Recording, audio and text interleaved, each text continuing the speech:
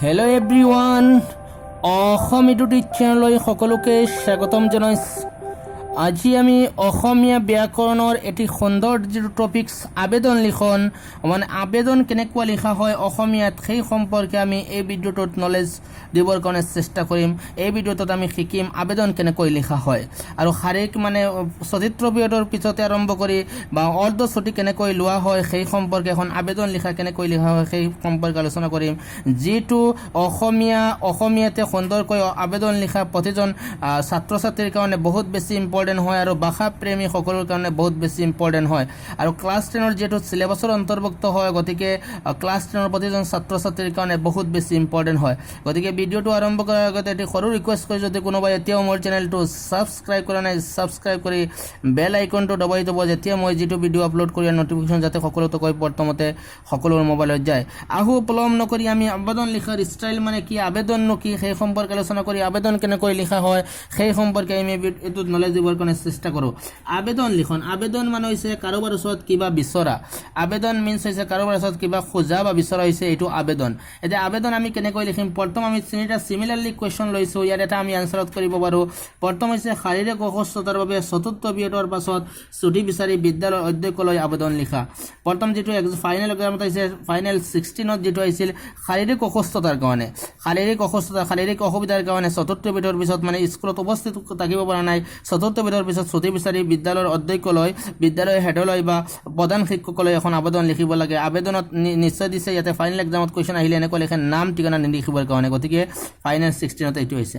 Next আমি similarly এটা পাইছোঁ, যিটো হৈছে ফাইনেল 18ত আহিছে, তুমি পঢ়িত অহা প্ৰাথমিক বিদ্যালয়খনৰ সোণালী জয়ন্ত উৎসৱৰ যিটো হৈছে মুকলি সভা, এই সভাত উপস্থিত থাকিবলৈ চতুৰ্থ পিৰিয়ডৰ পাছত কালাংক, চতুৰ্থ পিৰিয়ডক ইংৰাজীত কোৱা হয় কালাংকৰ পিছত ছুটি বিচাৰি বিদ্যালয়ৰ অধ্যক্ষ বা প্ৰধান শিক্ষকলৈ এখন আবেদন লিখা। আবেদনত তোমাৰ নাম ঠিকনা নিলিখিবা, আৰু এটা পাইছোঁ। নেক্সট পাইছোঁ আমি চিমিলাৰলি, তোমাৰ শিক্ষা অনুষ্ঠানৰ কাষতে থকা স্থানীয় সংঘই এখন ৰাজহুৱা সভা অনুষ্ঠিত কৰি সেই অঞ্চলৰ কিছু সংখ্যক অৱসৰপ্ৰাপ্ত কৃষি শিক্ষকক সম্বৰ্ধনা জনালে। সেই সভাত উপস্থিত থাকিবলৈ 74 ঘণ্টাৰ পিছত ছুটি বিচাৰি বিদ্যালয়ৰ অধ্যক্ষ বা প্ৰধান শিক্ষকলৈ এখন আবেদন লিখা। আবেদনত তোমাৰ নাম ঠিকনা নিলিখিবা। এতিয়া আমি সামৰণিত আমি কনক্লুজনতে গম পালোঁ যে সকলোৰ মূলত হৈছে 74 ঘণ্টা বা 74 ঘণ্টা হ'ব পাৰে, বা 74 কালাংক হ'ব পাৰে, বা 74 পিৰিয়ড হ'ব পাৰে, বা তৃতীয় পিৰিয়ড হ'ব পাৰে। যিটো পিৰিয়ড দিয়ে সেইটো পিৰিয়ড আমি কৰিম।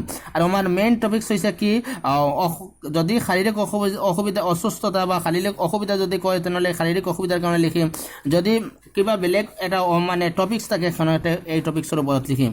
এতিয়া আমি প্ৰথম যিটো আছে শাৰীৰিক অসুবিধাৰ কাৰণে, অসুস্থতাৰ কাৰণে কেনেকৈ চতুৰ্থ পিৰিয়ডত উপস্থিত থাকিব পৰা নাই, ইয়াৰ বিষয়ে আমি আনচাৰটো কৰিম। প্ৰথম লিখিম, ইয়াতে কৈছে প্ৰতি মাননীয় প্ৰধান শিক্ষক মহোদয়।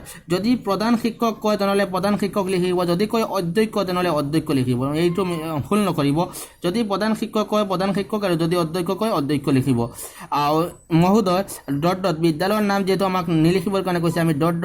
বিদ্যালয় মানে যিখন বিদ্যালয় যাৰ হয়, বা কাৰোবাৰ যদি স্কুলত এনেই ছুটি বিচাৰি যাবৰ কাৰণে ইচ্ছা হয়, সেইটো নাম স্কুলৰ নাম লিখিব পাৰিব, কোনো অসুবিধা নাই। কিন্তু ফাইনেল এক্সামত বিদ্যালয়ৰ নাম নিলিখিবৰ কাৰণে নিলিখিলে ভাল হয়, বা XYZ বিদ্যালয় লিখিব পাৰিব। বিষয় হৈছে ছুটি, চতুৰ্থ পিৰিয়ড বা কালাংকৰ পিছত ছুটি বিচাৰি আবেদন। চতুৰ্থ পিৰিয়ড, যদি চতুৰ্থ পিৰিয়ড থাকে চতুৰ্থ পিৰিয়ড দিব, যদি তৃতীয় পিৰিয়ড থাকে তৃতীয় পিৰিয়ড দিব, যদি দ্বিতীয় পিৰিয়ড থাকে দ্বিতীয় পিৰিয়ড দিব।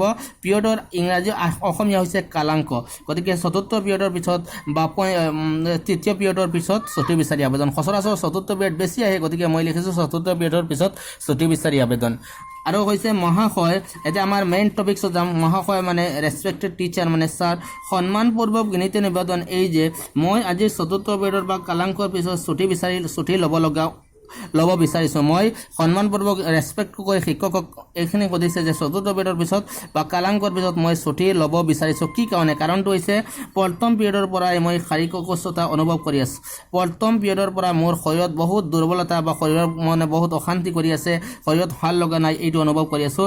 আশা কৰোঁ মহোদয়ে মোক ছুটি মঞ্জুৰ কৰি মোক ঘৰলৈ যোৱাত অনুমতি দিব মানে আশা কৰিছে যে মানে বিচৰাৰ কাৰণে যদি কাৰোবাক যদি পাৰ্মিশ্যন বিচৰা হয় সেইটো ক্ষেত্ৰতে ৰিকুৱেষ্ট কৰা হয় গতিকে আশা কৰোঁ মহোদয়ে মোক ছুটি মঞ্জুৰ কৰি ঘৰলৈ যোৱাত অনুমতি দিব বা সুবিধা দিব এইটো হৈছে আমি প্ৰথম কৰিছোঁ যিটো শাৰীৰিক অসুবিধাৰ কাৰণে যদি আমি তুমি পঢ়ি অহা প্ৰাথমিক বিদ্যালয় যিখন হৈছে আমি প্ৰথম ছেকেণ্ড যিটো আমি পাইছোঁ তুমি পঢ়ি অহা প্ৰাথমিক বিদ্যালয়খন সোণালী জয়ন্তী এতিয়া আমি লিখিলোহেঁতেন কাৰণ প্ৰাথমিক যেটো আমি লিখিলোহেঁতেন কাৰণ আমাৰ প্ৰাথমিক বিদ্যালয়খন সোণালী জয়ন্তী উৎসৱ অনুষ্ঠিত হৈছে সেই সভাত মই উপস্থিত থাকিব লগা হৈছে গতিকে মোক ছুটি বিচাৰি আবেদন কৰা অৰ্থাৎ টপিক যেনেকুৱা থাকে এনেকুৱা লিখিম যদি লাষ্ট 3 নম্বৰটো যেটো আছিল কোৱেশ্চন তোমাৰ শিক্ষা অনুষ্ঠানৰ কাষতে স্থানীয় ইয়াতে আমি লিখিম আমাৰ শিক্ষা অনুষ্ঠানৰ কাষতে স্থানীয় সংঘই এখন ৰাজহুৱা সভা অনুষ্ঠিত কৰিছিল সেই অনুষ্ঠানত কিছু সংখ্যক অৱসৰপ্ৰাপ্ত কৃতি শিক্ষক সম্বৰ্ধনা জনোৱা হয় সেই সভাত উপস্থিত থাকিবলৈ চতুৰ্থ বৰ্ষৰ ছুটি বিচাৰি